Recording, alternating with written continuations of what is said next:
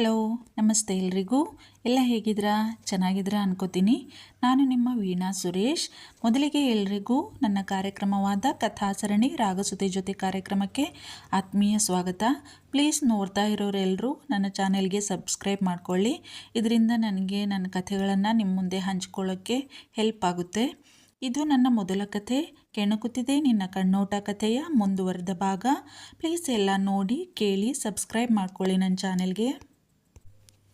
ಅಂದಂಗೆ ಸರ್, ಕೆಳಗಡೆ ನಿಮ್ಮನ್ನು ಯಾರೋ ಕರೀತಾ ಇದ್ದಾರೆ, ಏನೋ ಮಾತಾಡಬೇಕಂತೆ ಎಂದಳು. ಓ ಹೌದಾ, ಓಕೆ, ನಾನು ವ್ಯವಸ್ಥೆ ಮಾಡ್ತೀನಿ, ಏನಾದರೂ ಹುಷಾರು. ಮಲಗಿದ್ದವಳ ಮುಖವನ್ನೊಮ್ಮೆ ದಿಟ್ಟಿಸಿ ಹೊರ ನಡೆದ ಶರಶ್ಚಂದ್ರ. ಸರ್, ಅದು ಏನಾಯಿತು? ನಮ್ಮ ರೆಗ್ಯುಲರ್ ಡಾಕ್ಟರ್ ಸತ್ಯದೇವ್ ಬರ್ತಾ ಇದ್ದಾರಾ? ಇಲ್ಲ ಸರ್, ಅವರು ಊರಲ್ಲಿಲ್ವಂತೆ. ವಾಟ್, ಊರಲ್ಲಿಲ್ವಾ? ಹಾಗಾದರೆ ಅವರನ್ನು ಹಾಸ್ಪಿಟ್ಲಿಗೆ ಕರ್ಕೊಂಡೋಗೋದೇ ಕರೆಕ್ಟು. ಎಸ್ ಸರ್, ಅದೇ ಸರಿ, ಬನ್ನಿ ಹೋಗೋಣ. ಅದಕ್ಕೆ ರೀ ನಿಮಗೆ ನಾನು ಯಾವಾಗಲೂ ಹೇಳೋದು, ಪರಿಸ್ಥಿತಿ ಕುತ್ತಿಗೆ ತನಕ ಬರೋವರೆಗೂ ನೋಡಬಾರ್ದು, ಮೊದಲೇ ಏನಾದರೂ ವ್ಯವಸ್ಥೆ ಮಾಡ್ಕೋಬೇಕು. ಹಾಸ್ಟೆಲ್ ಸಿಬ್ಬಂದಿಯ ಮೇಲೆ ಸಿಡುಕಿದ ಶರಶ್ಚಂದ್ರ ಅವನಿಗೆ ಪ್ರಾರ್ಥನಾಳನ್ನು ಈ ಸ್ಥಿತಿಯಲ್ಲಿ ನೋಡಿ ಮೊದಲೇ ತಲೆ ಕೆಟ್ಟಿತ್ತು. ಸಾರಿ ಸರ್, ತಲೆ ತಗ್ಗಿಸಿದ. ಬನ್ನಿ ಈಗ ಅವರನ್ನು ನನ್ನ ಕಾರಲ್ಲೇ ಹಾಸ್ಪಿಟ್ಲಿಗೆ ಕರ್ಕೊಂಡು ಹೋಗೋಣ. ಗಡಿಬಿಡಿಯಿಂದ ಪ್ರಾರ್ಥನಾಳ ರೂಮಿನತ್ತ ದೌಡಾಯಿಸಿದರು ಇಬ್ಬರು. ಪ್ರಾರ್ಥನಾಳ ಸ್ಥಿತಿ ಇನ್ನಷ್ಟು ಬಿಗಡಾಯಿಸುತ್ತಿತ್ತು. ನಾನು ಅವರನ್ನು ಎತ್ಕೊಂಡು ನಿಮ್ಮ ಕಾರ್ ಹತ್ರ ಕರ್ಕೊಂಡು ಬರ್ತೀನಿ ಸರ್ ಎಂದು ಅವಳ ಹತ್ತಿರ ನಡೆಯತೊಡಗಿದ ಆ ಹಾಸ್ಟೆಲ್ ಸಿಬ್ಬಂದಿ ಹುಡುಗ. ಸ್ಟಾಪ್, ನಿಲ್ಲಿ, ನಾನೇ ಎತ್ಕೊಂಡು ಬರ್ತೀನಿ ಅವರನ್ನು, ನೀವು ನನ್ನ ಜೊತೆಗೆ ಬನ್ನಿ. ಅವಳನ್ನು ಬೇರೆಯವರು ಎತ್ತಿಕೊಳ್ಳುವುದನ್ನು ಸಹಿಸಲಾಗಲಿಲ್ಲ ಅವನಿಗೆ. ಮಮತಾ ಆಶ್ಚರ್ಯದಿಂದ ಅವನ ಮುಖವನ್ನೇ ನೋಡಿದಳು ಆ ಸಮಯದಲ್ಲೂ ಸಹ.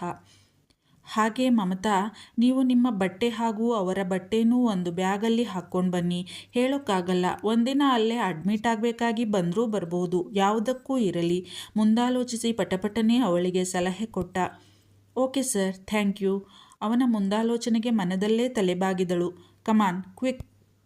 ಬಟ್ಟೆಯನ್ನು ಒಂದು ಬ್ಯಾಗ್ಗೆ ಬಡಬಡನೆ ತುಂಬಿಕೊಂಡು ನೀರು, ಬ್ರಷ್, ಇನ್ನಿತರ ಅಗತ್ಯ ವಸ್ತುಗಳನ್ನು ತುಂಬಿಕೊಂಡು ಬಂದಳು ಮಮತಾ.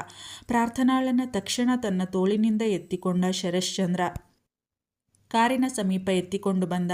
ಸಿಬ್ಬಂದಿ ಡೋರ್ ತೆಗೆದ ತಕ್ಷಣ ಅವಳನ್ನು ಹಿಂದಿನ ಸೀಟಲ್ಲಿ ಮಲಗಿಸಿದ. ಮಮತಾ, ನೀವು ಇವರ ಜೊತೆ ಕುಳಿತುಕೊಳ್ಳಿ ಎಂದ. ಅವಳನ್ನು ಹೊತ್ತ ಅವನ ಕಾರು ಶರವೇಗದಲ್ಲಿ ತನ್ನ ಗಮ್ಯದತ್ತ ಹೊರಟಿತು. ಅಪೋಲೋ ಹಾಸ್ಪಿಟಲ್ ಮೈಸೂರಿನ ಪ್ರತಿಷ್ಠಿತ ಹಾಸ್ಪಿಟಲ್ಗಳಲ್ಲಿ ಒಂದು.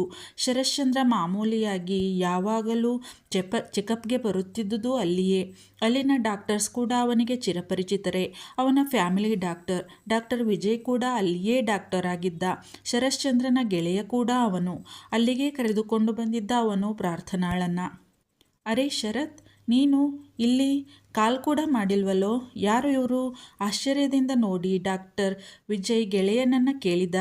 ಶರಶ್ಚಂದ್ರನ ಈ ವರ್ತನೆ ತೀರಾ ಹೊಸದು ಅವನಿಗೆ.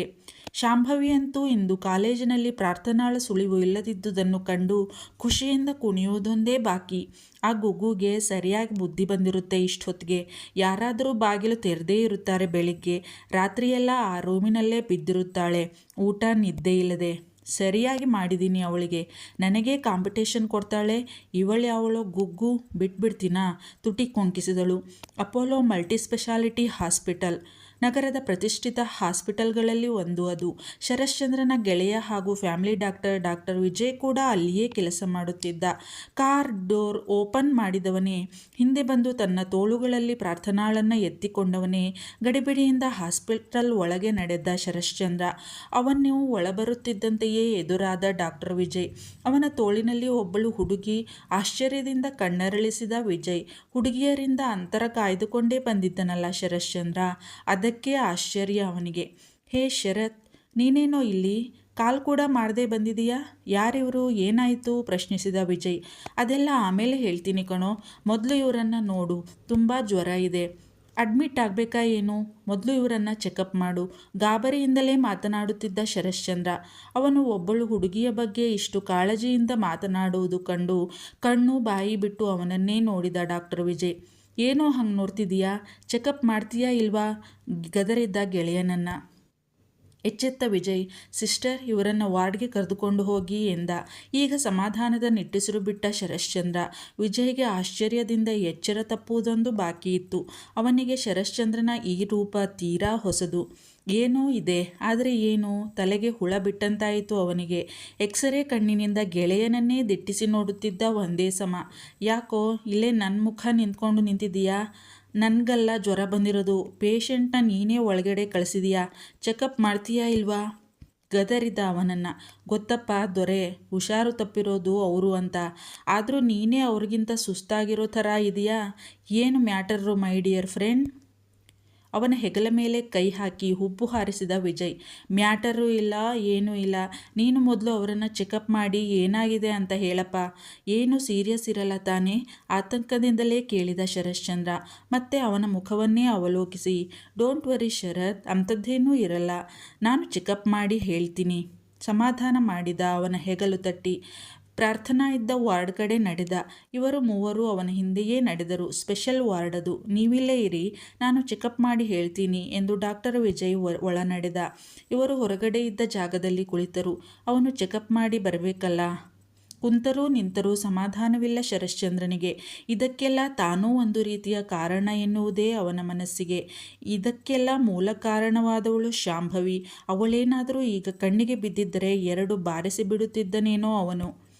ಅವಳ ಸ್ಥಿತಿ ಅವನ ಕಣ್ಮುಂದೆ ಬಂದು ಇನ್ನೂ ವಿಚಲಿತನಾಗುತ್ತಿದ್ದ ಅವನು. ನಿನ್ನೆ ತಾನೇ ಚಂದದ ಬಿಳಿ ಗುಲಾಬಿಯ ಹಾಗೆ ಬಿಳಿಯ ಸೀರೆಯುಟ್ಟು ನಳನಳಿಸುತ್ತಾ ನನ್ನ ಕಣ್ಮನ ತುಂಬಿದವಳು, ನನ್ನ ತೋಳುಗಳಲ್ಲಿ ಗುಬ್ಬಿಮರಿಯ ಹಾಗೆ ಹುದುಗಿ ಸಮಾಧಾನ ಮಾಡಿಕೊಳ್ಳಲು ಪ್ರಯತ್ನಿಸುತ್ತಿದ್ದವಳು, ಇಂದು ನೋಡಿದರೆ ಗುರುತೇ ಸಿಗದಂತಾಗಿದ್ದಾಳೆ. ಬಾಡಿದ ಗುಲಾಬಿಯಂತೆ ಜ್ವರದ ತಾಪಕ್ಕೆ ನಲುಗಿ ಹೋಗಿದ್ದಾಳೆ ಹುಡುಗಿ. ಪಾಪ. ಫೋನ್ ರಿಂಗಾಗತೊಡಗಿತು ಅವನದು. ಹಲೋ ಚಂದ್ರು, ಎಲ್ಲಿದೆಯಾ ಮಗ? ಯಾಕೆ ಇನ್ನೂ ಬಂದಿಲ್ಲ ಮನೆಗೆ? ಬೇಗ ಬರ್ತೀನಿ ಅಂದಿದ್ದಲ್ಲ, ಅದಕ್ಕೆ ಕಾಲ್ ಮಾಡಿದೆ. ಅವನಿಗೆ ಶರಶ್ಚಂದ್ರನ ಚಿಂತೆ. ಮೊದಲೇ ಮನಸ್ಸು ಸರಿ ಇದ್ದಂಗಿಲ್ಲ ಅವನದು. ಏನಾದರೂ ಹೆಚ್ಚು ಕಡಿಮೆ ಆದರೆ ಅನ್ನೋ ಭಯ ಅವನದು. ಹಲೋ ಅನಿ, ನಮ್ಮ ಹಾಸ್ಟೆಲಲ್ಲಿ ಇರೋ ಒಬ್ಬರಿಗೆ ತುಂಬ ಹುಷಾರಿಲ್ಲ ಅಂತ ಇನ್ಫಾರ್ಮೇಷನ್ ಬಂತು ಕಣೋ. ನಮ್ಮ ರೆಗ್ಯುಲರ್ ಡಾಕ್ಟರ್ ಕೂಡ ಇಲ್ಲ, ಅದಕ್ಕೆ ಅವರನ್ನು ಕರ್ಕೊಂಡು ಅಪೋಲೋ ಹಾಸ್ಪಿಟಲ್ಗೆ ಬಂದಿದ್ದೀನಿ. ಸ್ವಲ್ಪ ಲೇಟ್ ಆಗ್ಬೋದು ಬರೋದು ಕಣೋ, ನೀನು ನನ್ನ ಕಾಯಬೇಡ. ಓ ಹೌದಾ, ತುಂಬ ಸೀರಿಯಸ್ಸಾ? ನಾನೇನಾದರೂ ಬರಬೇಕಾ? ಏನೂ ಬೇಡ ಕಣೋ ಸದ್ಯಕ್ಕೆ. ಏನಾದರೂ ಇದ್ದರೆ ಕಾಲ್ ಮಾಡ್ತೀನಿ. ಓಕೆ ಮಗ, ಏನಾದರೂ ಬೇಕಿದ್ರೆ ಕಾಲ್ ಮಾಡು, ಹುಷಾರು. ಕಾಲ್ ಕಟ್ ಮಾಡಿದ ಅನೀಶ್. ವಿಜಯ್ ವಾರ್ಡ್ನಿಂದ ಹೊರಬಂದ. ಅವನ ಹತ್ತಿರ ಓಡಿದ ಶರಶ್ಚಂದ್ರ. ಹೇಗಿದ್ದಾರೆ ಪ್ರಾರ್ಥನಾ? ಏನಾಗಿದೆ ಅವರಿಗೆ? ಏನೂ ತೊಂದರೆ ಇಲ್ಲ ತಾನೇ? How is she? ಆತಂಕದಿಂದ ಪ್ರಶ್ನಿಸಿದ ಅವನನ್ನು. ಹೇ ಶರತ್, ಕಾಮ್ ಡೌನ್ ಮಗ. ಯಾವುದೋ ಶಾಕ್ನಿಂದ ಹೀಗಾಗಿದ್ದಾರೆ ಅನಿಸುತ್ತೆ. ಜ್ವರ ತುಂಬ ಇದೆ, ಊಟ ನಿದ್ದೆ ಇಲ್ಲದೆ ವೀಕ್ ಆಗಿದ್ದಾರೆ. ಸೊ ಗ್ಲೂಕೋಸ್ ಸೇರಿಸಿದ್ದೀನಿ. ಯಾವುದಕ್ಕೂ ಇರಲಿ ಅಂತ ಬ್ಲಡ್ ಶಾಂಪಲ್ನ ಟೆಸ್ಟ್ಗೆ ಕಳಿಸಿದ್ದೀನಿ. 2 ದಿನ ಹಾಸ್ಪಿಟಲ್ಲೇ ಇರೋದು ಒಳ್ಳೆಯದು. ಇನ್ನೂ ಅವರಿಗೆ ಎಚ್ಚರ ಆಗಿಲ್ಲ. Don't worry Sharath, she will be all right. ಏನಂತ ಅಂದೆ ಅವರ ಹೆಸರು? ಹಾಂ, ಪ್ರಾರ್ಥನಾ. Nice name. ಹುಬ್ಬು ಹಾರಿಸಿ ನಕ್ಕ ವಿಜಯ್. ತನ್ನ ಕೂದಲು ಮೇಲೇರಿಸಿ ಹಣೆ ನೀವಿಕೊಂಡ ಶರತ್. ಓಕೆ ಥ್ಯಾಂಕ್ ಯು ಮಗ. ಇಲ್ಲೇ ಇರಲಿ 2 ದಿನ, ನೋ ಪ್ರಾಬ್ಲಮ್. ಓಕೆ ಶರತ್, ನನಗೆ ರೌಂಡ್ಸ್ ಇದೆ, ನೀವು ಒಬ್ಬೊಬ್ಬರಾಗಿ ಹೋಗಿ ನೋಡ್ಬೋದು ಅವರನ್ನು.